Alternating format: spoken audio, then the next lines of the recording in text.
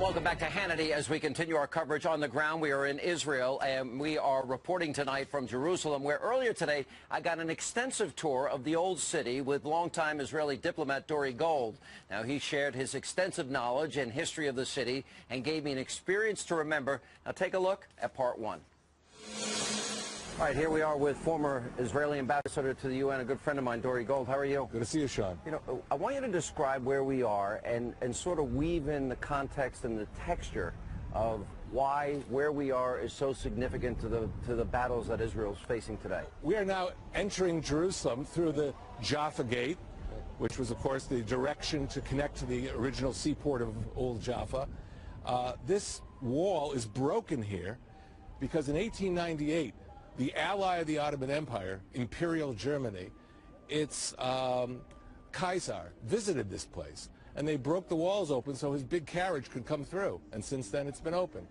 But the Ottoman Empire took Jerusalem in 1517.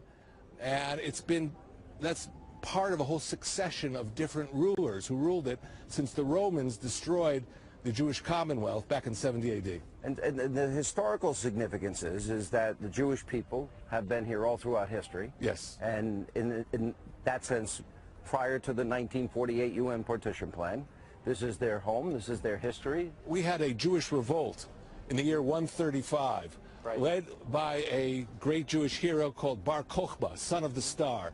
That was his name. Right. And after the Bar Kokhba revolt, the Emperor Hadrian made it Roman law that Jews could not live in Jerusalem. Forbidden. And they would only come once a year on the 9th of the Hebrew month of Ab, where they'd go to the Western Wall and weep. So it became the Wailing Wall.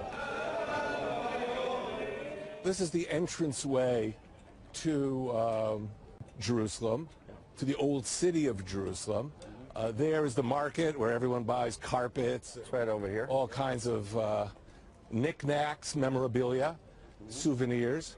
We're going up here through the Armenian quarter. There are 4 quarters in Jerusalem. There's a Jewish quarter, there's an Armenian quarter, a Christian quarter, and a Muslim quarter. The quarters are not strictly ethnically divided. In other words, there are Muslims who live in the Christian quarter and Christians who live in the Muslim quarter. And the same is true with the Jewish quarter. Israel claims that Jerusalem is its undivided capital and that it was nobody else's capital ever. You know, when the Muslims conquered what we call Eretz Israel, the land of Israel, they made their capital down in Ramla, right, not in Jerusalem. And this is true of virtually all the empires that came here. You know, there was a caliphate in Baghdad, there was a caliphate in Damascus, a caliphate in Cairo, never in Jerusalem. So Jerusalem was always a center for the Jewish people. But you're bringing up a good point when you talk about a caliphate, and that is that radical Islam and the desire for a worldwide caliphate. In other words, the world domination of Islam, radical Islamists. For example, we see in Iraq and Mosul today that they're saying to Christians, convert or you will be killed. Convert to Islam or you will die. So they've had to flee now, and the persecution of Christians continues in the name of that caliphate, correct? That is absolutely correct. Mosul has an ancient Christian church, the Assyrian church. Right. Christians have lived there for centuries, and basically they've been given now, under this new so-called caliphate, 3 choices. Right, pay the tax. Pay the jizya, which is a Muslim poll tax for non-Muslims, convert, or the sword. Or die. Jerusalem is under Israel. Right. It's a mosaic. Right. It's not a blender where you mix everybody up and come up with a, one identity. Right. But you learn to live with people who are different than you, and you respect them. And therefore, modern Israel, it's essential for modern Israel to be the protector of all the great faiths. Right. So we are the protectors of Christendom here. We're the protectors, of course, the Jewish sites and of Islam. You are the protector of it, but I want you to give us the texture, the context of how that impacts radical Islamists that lay claim that Jerusalem cannot be the capital of Israel, for example. Well, it's particularly relevant because after this last war, you're going to see a renewed effort of many governments in Europe, in the Third World. There'll be voices in the United States as well who will say, you know what? The only way to stabilize the Middle East is to impose a peace settlement based on the division of Jerusalem. Right. Israel ever lost its nerve and divided Jerusalem the results would be disastrous, because what we would get is what you're seeing in Mosul, where churches are attacked and burned.